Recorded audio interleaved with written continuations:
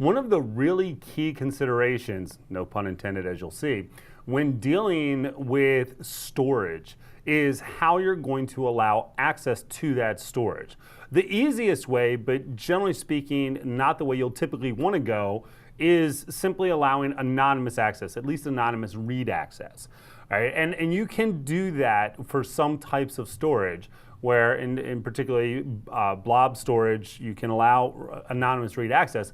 But even in those cases, your data modifications, your create, your update, and your delete, those are still going to be controlled. And the way they're controlled is through keys. And there's two different types of keys. And I'm going to kind of go a little bit in a different order than what you see here on the topic.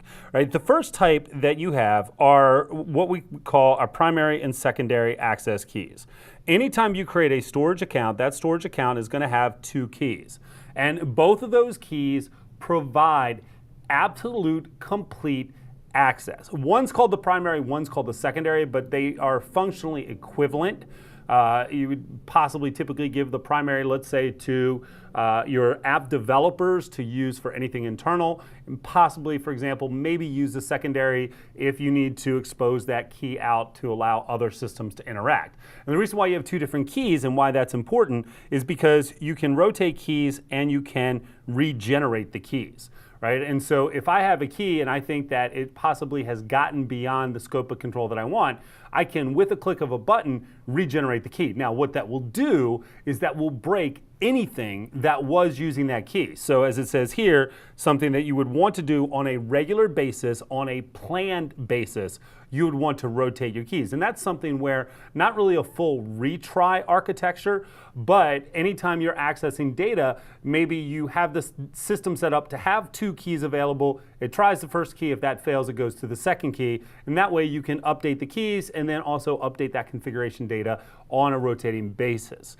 All right, there's a lot of reasons to have those. However, for general use of your data, of your stored data, right, you want to become, or you want to get in the habit of using what's called a shared access signature.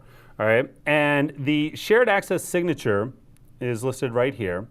Okay, what that does is it's going to give your clients controlled temporary access to a storage resource, and you can layer a shared access signature together with access policy, and you can have a very robust and very discrete approach to controlling access to your objects. And you can do it at different levels, down, for example, to the blob level. So let's say that you've got a video and you've got the video in a secured container in your storage account, and you want to grant someone access for an hour to watch that video.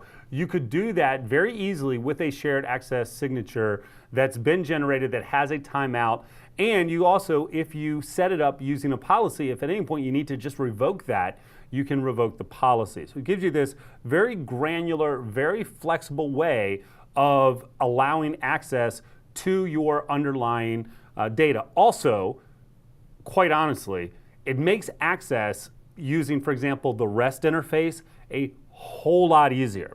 So if I'm using the REST interface and I'm programming directly, making REST HTTP-based calls, if I'm using the key access approach, it's actually a fairly complex process I have to go through, which involves using that key to encrypt my request, the header data of the request, and send that. And you can go and find blogs on it. But honestly, it's pretty complicated.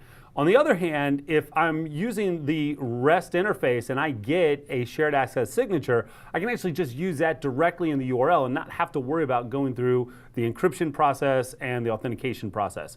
And they're both completely valid, but I will just tell you, if I'm writing the code against that, I'd rather, if possible, use a valet key provider. So I go make a request, it generates and sends me a shared access signature, and I can just easily embed that into a URL to access that particular object. So as a recap, big part of granting access and building storage into an application is how you're going to control access to that, right? You can go some anonymous access, read-only access to certain types of data, but you want to be controlled, and there's two levels. One is through the primary and secondary key, which are done at the storage account level.